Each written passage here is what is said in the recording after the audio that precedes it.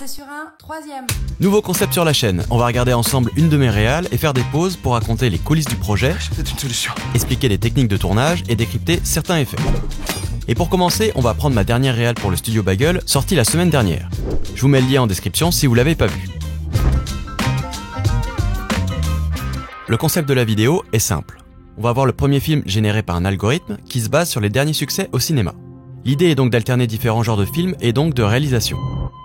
La vidéo débute sur un drame, Julien, joué par Bertrand Huskla, est hospitalisé et Léa, sa petite amie, jouée par Pauline Clément, vient lui rendre visite. Je débute donc par le découpage classique, comme j'en parle souvent. D'abord le plan large, pour situer le contexte. Voilà. Ensuite le champ pour présenter C'est Pauline. plus joyeux avec des fleurs. Ouais. Et enfin le contre-champ pour montrer Bertrand.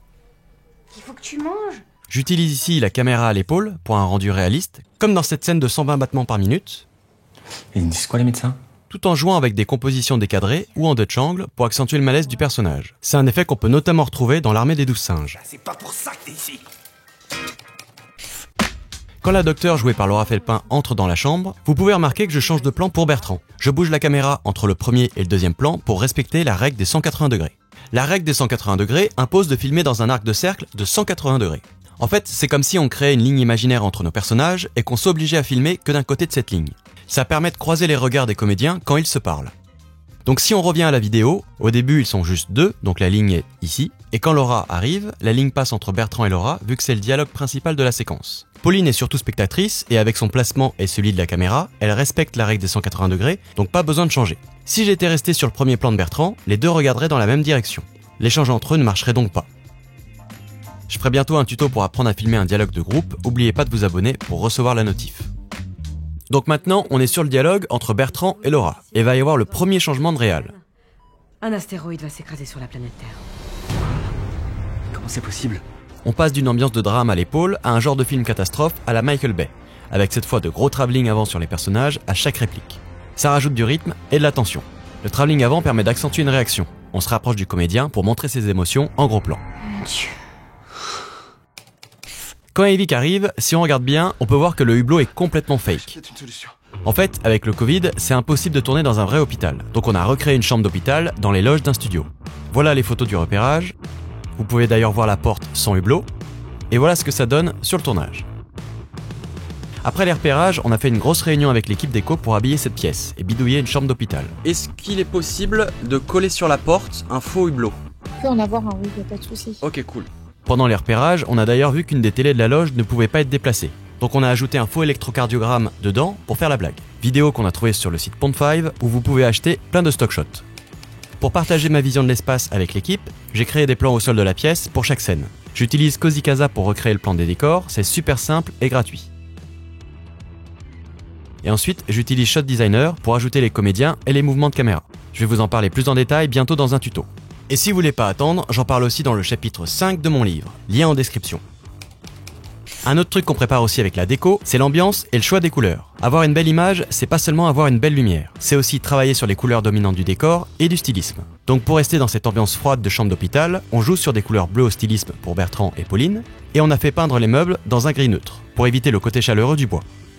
D'ailleurs, pour enchaîner sur la lumière, petite anecdote que je trouve géniale. Comme le temps était assez nuageux sur le tournage, on voulait quand même ajouter un rayon de soleil à travers les fenêtres. Sauf que l'accès au toit est impossible. Le plafond était trop fragile pour y accrocher un projecteur, donc mon chef-op a eu l'idée de cette bidouille que je trouve géniale. Il a mis un projecteur au sol, et comme on n'avait pas de miroir assez léger pour l'accrocher au plafond, il est allé chercher un bac à frites dans la cuisine des studios pour refléter la lumière sur la table de chevet.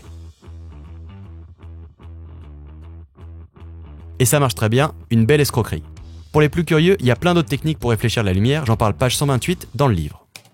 Bref, faut que j'arrête de vous spammer avec ça, on revient sur la vidéo. Quand la fumée apparaît, on change à nouveau d'ambiance. On est cette fois dans un film d'horreur. Donc fini les travelling et les plans stables, je passe à une réal plus nerveuse, caméra à la main. On est plus dans l'urgence, ça donne au spectateur l'impression de faire partie de la scène. La caméra tourne la tête et panique, comme si elle était avec les comédiens. Au cinéma, c'est souvent utilisé quand le personnage perd ses moyens et panique. Par exemple, dans Casino Royale, la plupart des plans sont stables quand James Bond joue au poker. Jusqu'au moment où il se fait empoisonner et commence à faire un malaise. La réal passe en caméra à épaule, bien nerveuse. Maintenant, on revient à la vidéo. Je l'ai. C'est la lettre N. Je commence la nuit et je finis le matin. Petite pause pour parler du montage et du choix essentiel de la musique. En montage, je passe souvent plus de temps à chercher la musique qu'à monter la séquence. Et pour voir l'importance de la musique et de son attention, on va comparer deux montages. Voilà le premier, celui qui est dans la vidéo que vous avez vue. Partez! Je pourrais pas la retenir plus longtemps! Non, je partirai pas sans elle. On peut plus rien pour elle, allez, partez! Avant qu'il soit trop tard.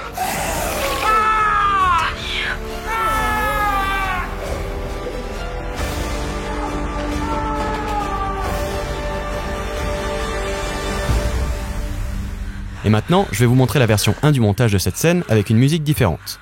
Une musique plus stridente, plus vénère.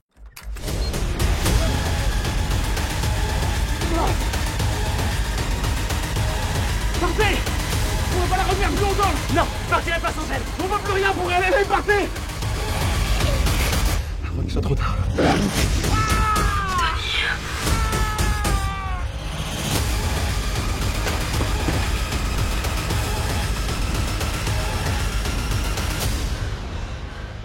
Voilà, le but de cette musique était d'impacter au maximum le spectateur, que les sons stridents le mettent mal à l'aise, comme les acteurs. Mais en discutant avec Axel de cette première version, on a vu deux problèmes avec cette musique. On perd le geste héroïque d'Yvick, et on est trop fort en intensité. Si on dézoome sur la structure de la vidéo, ça crée un déséquilibre. Le but, c'est d'avoir un beau crescendo pour montrer que l'algorithme vrille de plus en plus. Et avec une musique aussi intense dès le début, ça rend tout ce qui passe après moins efficace. Du coup, on a préféré prendre une musique moins intense et plus appropriée à la scène pour appuyer l'action héroïque d'Yvick. Donc passez toujours du temps à trouver la bonne musique. Bref, on revient sur la vidéo. Sur ce plan, vous pouvez voir un clin d'œil à Intouchable. Quand on arrive dans la cafette, on est toujours en caméra à la main nerveuse et on va changer d'ambiance juste là avec un travelling arrière. Tout est plus calme, on rentre dans une comédie romantique entre Laura et Bertrand. Vous pouvez voir la différence d'intention entre ces deux plans, à gauche la caméra nerveuse du film d'horreur et à droite la caméra plus stable de la comédie romantique. A noter qu'on a calé un autre clin d'œil à la série Le Jeu de la Dame, juste ici. On a vu un peu plus tôt le choix des couleurs bleues pour Bertrand et Pauline, et pour marquer l'opposition entre les personnages, on a joué les nuances de rouge pour Laura et Yvick. Au cinéma, la couleur peut être utilisée par esthétisme, comme on en parlait plus tôt, mais elle peut aussi accentuer des émotions et affecter psychologiquement le spectateur sans qu'il s'en rende compte. Par exemple, le bleu représente le froid, la solitude, le calme, alors que le rouge peut représenter le danger, la violence ou la colère. Je ferai bientôt une vidéo spéciale sur le sujet, sinon j'en parle dans le livre, page 109. Pour le duel entre Bertrand et Laura, j'ai fait un plan en référence au film Les Lois de l'attraction, avec un split screen qui se rejoint. Effet aussi utilisé récemment dans Euphoria. Pour faire ce plan, faut en général un motion control. C'est une caméra sur un bras qui peut reproduire le même mouvement plusieurs fois et donc tourner plusieurs passes du même plan. Sauf qu'on n'avait ni le temps ni le budget pour faire ça. Du coup, j'ai fait une bidouille. On a tourné en une fois le plan. On part d'abord de Bertrand, puis on recule pour être en plan large, on reste quelques secondes le plus fixe possible, puis on se rapproche de Laura pour finir en plan serré. Ensuite, j'ai pris le plan de Laura que j'ai inversé au montage pour avoir le même mouvement que Bertrand, et comme la fin du plan de Bertrand et le début du plan de Laura sur le tournage ont la même valeur, on retombe facilement sur ses pieds. J'ai ensuite accéléré la séquence et rajouté un flou de mouvement pour ne pas voir le raccord. On en parlait plus tôt, on pouvait pas tourner dans un vrai hôpital. On a donc tourné dans la cafétéria d'un studio, et pour faire croire qu'on est dans un hôpital, on a rajouté plein d'accessoires et affiches. Et pour savoir où on place ces éléments avec la déco, j'utilise l'application Artemis sur mon téléphone pour chercher mon cadre pendant que la caméra se prépare. On m'a dit table à gauche et à droite, c'est ça. Au cinéma, en général, les réalisateurs utilisent un viseur de champ pour chercher leur cadre. Sauf que ce genre d'optique, ça coûte très cher. Celui-ci par exemple, il coûte 800 €. Avec l'application Artemis, tu peux faire la même chose en sélectionnant le type de caméra que tu utilises et en testant différentes focales pour chercher ton cadre. En tournage, ça me permet donc de définir la position de la caméra et la focale de l'objectif. Mais ça permet surtout à la déco de savoir où je cadre pour cacher certains éléments. Par exemple, ça c'est mon test sur Artemis pour le plan où Bertrand et Laura entrent dans la cafette. D'ailleurs, vous pouvez voir que la déco est en train de cacher les miroirs. Et donc une fois qu'on a validé le cadre, on cache ce qu'il faut cacher et on décore le reste. En haut, la photo du repérage et en bas, le rendu final avec un faux papier peint et des affiches sur les miroirs. Un peu plus tard dans cette scène, Laura envoie un couteau qui se plante à côté de Bertrand. Évidemment, pour des raisons de sécurité, on l'a pas fait pour de vrai. C'est une bidouille. La technique, c'est d'abord tourner un plan du comédien qui fait semblant de jeter le couteau. Faut synchroniser son mouvement avec le panoramique de la caméra pour pas voir qu'il garde l'objet dans sa main. Puis on tourne le deuxième plan avec le couteau déjà planté, avec un cut filaire au début de la prise.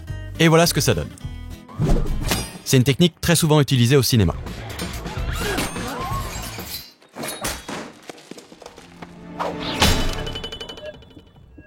J'en parlerai plus en détail dans un prochain tuto sur le cut filaire.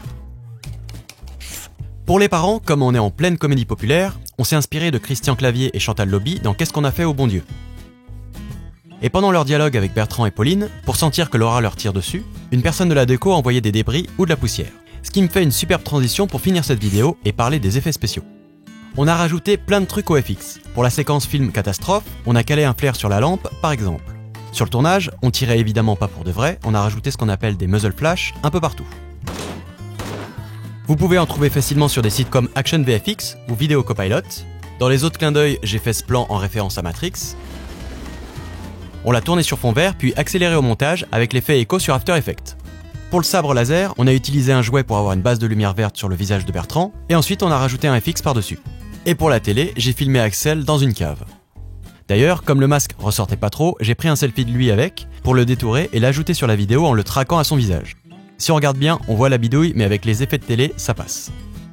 Si vous voulez plus d'infos sur les FX, je vous conseille de suivre Griff sur Insta, où il montre les breakdowns des effets spéciaux. Voilà pour les coulisses d'Algocalypse. N'oubliez pas de vous abonner pour les prochains tutos et les prochains making-of.